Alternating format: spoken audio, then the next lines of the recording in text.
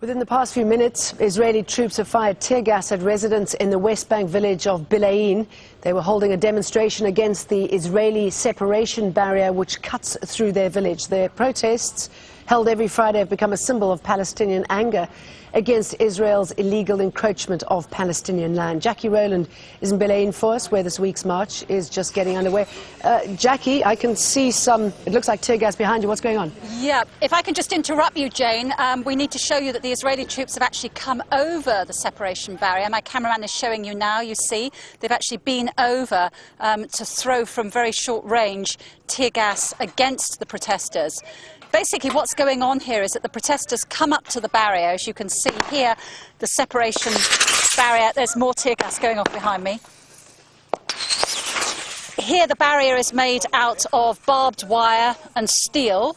Elsewhere, you're familiar probably with the huge concrete slabs that mark the wall. And the residents of the village of Bilain...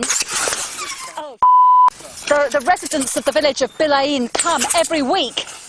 I may have to stop soon because we've been gassed right here. Anyway, the residents of Bilain come every week to the village to basically make the point that this is their land that has been stolen to build this wall, their land which has also been stolen to build the illegal Jewish settlement of Modi'in Elite, which is just beyond the wall. And they're also making the point that no amount of tear gas, no amount of... They're throwing straight at me! Sorry, we're under attack! Okay, Jackie, They're obviously trying to take us off the air. Right. I'm okay. Okay. It's not fatal. I'm still here. But the soldiers are basically throwing tear gas canisters where that came from, right at us. Yeah. I beg your pardon? Did you see where that came from, and was there any warning? No, they threw it straight at us. It's quite obvious that we're the target now, not the protesters. Incredible. Yeah, okay. And so you've just seen there very graphically while we've been on air the kind of tactics that the Israeli army is using against people who are protesting non-violently, and indeed members of the media here. We're not throwing any rocks.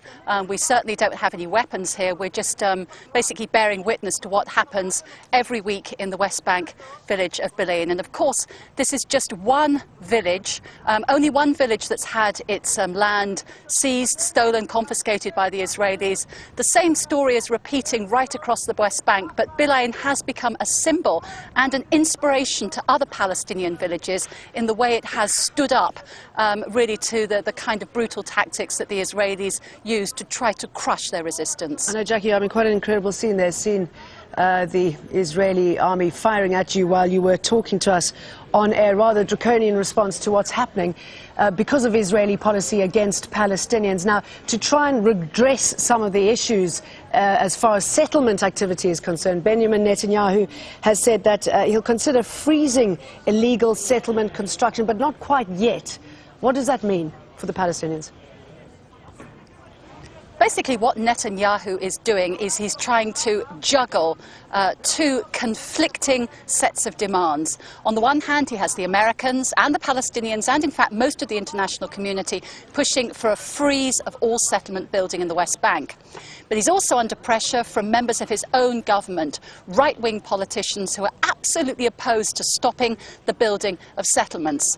How can you have a freeze in settlement building and continue settlement building at the same time? That's what Netanyahu is trying to do. So by approving a number of new housing units where work can start, and then maybe later agreeing a temporary halt in building, it becomes completely meaningless, because for the few months while this official halt is called, they will still be building the houses that were already approved, and by the time they finish building those houses, the temporary freeze will be over and it will be back to business as usual.